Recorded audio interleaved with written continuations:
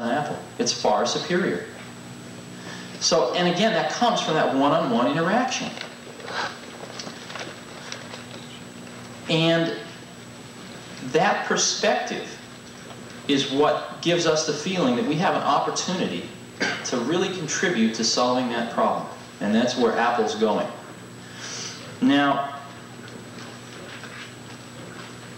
we're very fortunate because the timing seems to be falling into place. In other words, as we move into the 80s, the amount of computational power, the amount of raw horsepower we can get into a small box for a reasonable price is staggering. Even in the last 3 years, since 4 years since we started, it's increased a few orders of magnitude. And one of the things that people always ask me is, what we've got right now is just fine. VisiCalc runs fast enough. Some of the database stuff runs fast enough. What are we going to do with this extra awesome power? And the answer to that is that we're going to put it into applying, into solving that problem again. In other words, we're going to start chewing up power specifically to help that one-on-one interaction go smoother. And specifically not to actually do the number crunching and the database management and the word processing or whatever. We're actually going to start applying a lot of that power specifically to help us remove that barrier. And so, assuming that we don't get into World War III, and assuming that we're able to continue to recruit outstanding people, it looks like the timing's just right for that to occur. So hopefully, when we have our International Apple Corps meeting, the third, fourth one from now, we'll all be able to talk about how we've solved that problem, because I really think it's going to happen. And I really think it's going to come out of an industry that 4 years ago didn't exist, that 3 years ago everyone said was a flash in the frying pan, and but I think right now we're starting to wake up. So thank you very much. Sure. There's a lot of stories to go around. I was named development. Yeah, I knew I would get away with it answering that. To start a company, you have to file what's called a fictitious business name statement. And what that is, the purpose of that statement, which you file with the government, is to simply tell everyone if Apple Computer goes out of business or anything having to do with Apple Computer, these are the individuals behind the corporate name. And as we were late into this government form, and not knowing it, we thought that was important, so we figured it out. And everyone was saying names to us like Matrix Electronics or all sorts of different names. And we simply decided that we were going to call it Apple Computer. Someone suggested a better name by 5 o'clock that day. And partly because I like apples a lot, and partially things. I was the head of Atari in the phone book, and I used to work at Atari.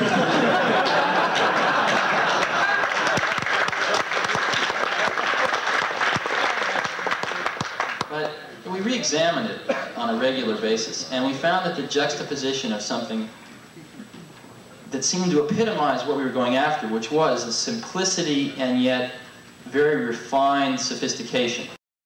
You've seen our first brochure, probably some of you have it. The title of it was "Simplicity is the Ultimate Sophistication." And that wasn't just a bullshit slogan. It actually was really what we've been striving for. And the Apple scene symbolized that. So I think we're going to stick with it. Yeah. Yeah, getting back to what you're talking about your goals, about eliminating this barrier, of this obstacle in the computer there. You're talking about all this basically hardware power that's available inside that little box. What sort of things are you talking about that's going to translate that hardware power, the power that's inside there, into removing the obstacle of what's inside there on a more concrete level? Well, you're asking me to talk about future products, and I don't want to do that. But hey, philosophically, or something. Philosophically,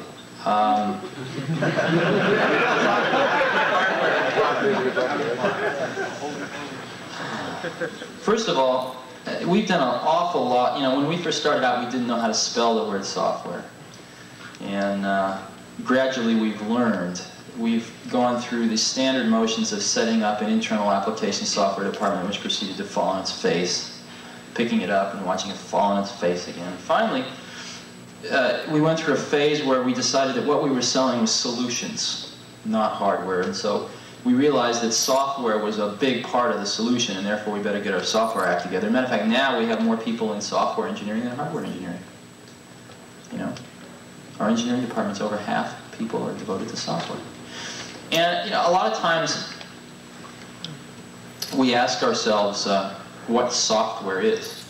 Matter of fact, notice all these, every other word software, that must give you some clue. But what is software? I've often thought about this. And what is the difference between software and hardware? And the only thing I can think of is that software is something that either is changing too rapidly or is you don't exactly know what you want yet, or you didn't have time to get it into hardware, or the technology's not there to get it into hardware yet. That's all I can think of.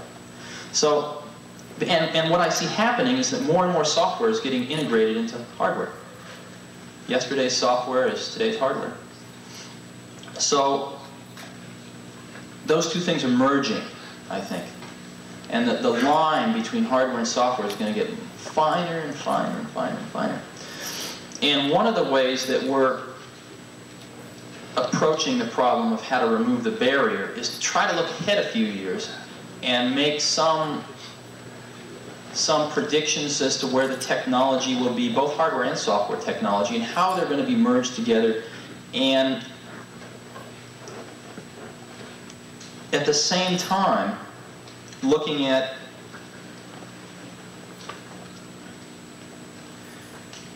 very carefully looking at the kinds of high-level tools that our customers are going to need and trying to make those two point at the same target. And I know that's very vague, and I guess I really don't want to talk about it any more than that right now. So long. So, yeah. There are a lot of us that have bought Apple IIs here, I'm sure, and that put a tremendous amount of money and effort into using them and planning on using them for many years to come. Sure. What does Apple have in mind for continuing support with Apple II? In other words, not dropping it like some other companies dropped it. Sure. This line and then start out with a new one and everyone has to go and buy all the new things, or maybe they won't want to or whatever. But Sure. what do you have in mind for the people who want to interface at a level with? There's 3 or 4 different parts of the answer, and why don't I address each one? Because I think it's a really important question.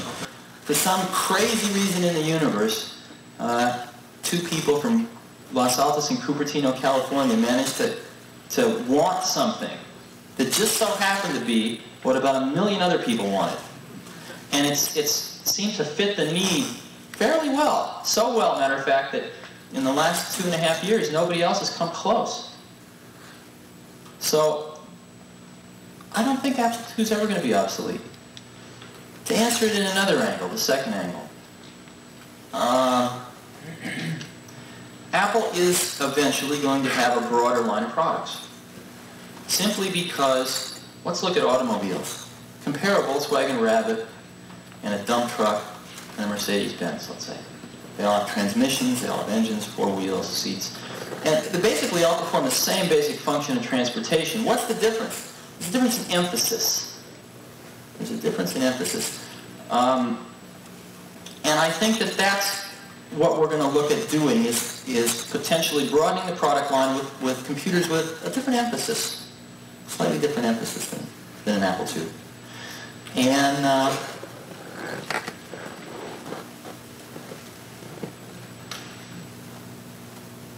I hope you're all pleased with the new products that we'll come out with over the years. But I don't think that many of you are going to actually feel like giving up your Apple IIs. I don't see that happening. One other thing, I heard a comment up here as you were asking your question. Somebody said, like Apple I, right? And Apple I was an instance where we did obsolete our product. We absolutely did obsolete the product. And what we did was we decided that we were going to take care of the people who bought Apple I's and the people that contacted us and said, listen, I'd really like to have an Apple II. We worked out an arrangement that I think everyone was very happy with. So we did take care of those people. And I don't think we'll ever be in a situation like that again of obsoleting the product. But, right, you can't afford it. about 500 people now. And Apple will do this year is probably somewhere between 150 and $200 million worth of sales. And if you actually divide the sales number by the people, you'll find that we probably have the highest sales dollars per employee that anybody's ever heard of. And the reason is because we've got the most incredible collection of people on the planet, at least the most incredible collection I've ever seen, or most of the other people have ever seen. And they're working very, very hard. And if you actually look at why they're there, why people have come to Apple, why people came originally, it certainly wasn't for the salary. A lot of people came to Apple and took 50% cuts in salary initially. We pay competitive salaries now, but we certainly don't attract people on the basis of salary. We attract people on the basis of an opportunity to work your butt off and get something done right, and see it get out the door without getting all screwed up. And an opportunity to work with professionals that are as good as you are in other disciplines. So what we're going to judge ourselves by, the senior management of the company is going to judge itself by, is can we maintain this atmosphere of tremendous creativity, tremendous productivity, a company where it's just fine to fall on your face as long as you pick yourself up pretty fast. An environment where we give people enough rope to hang themselves by and hope that they don't. If we can maintain that for the next 10 years and beyond, we'll have been successful. And the rest of the stuff will take care of itself. The rest of the stuff will take care of itself.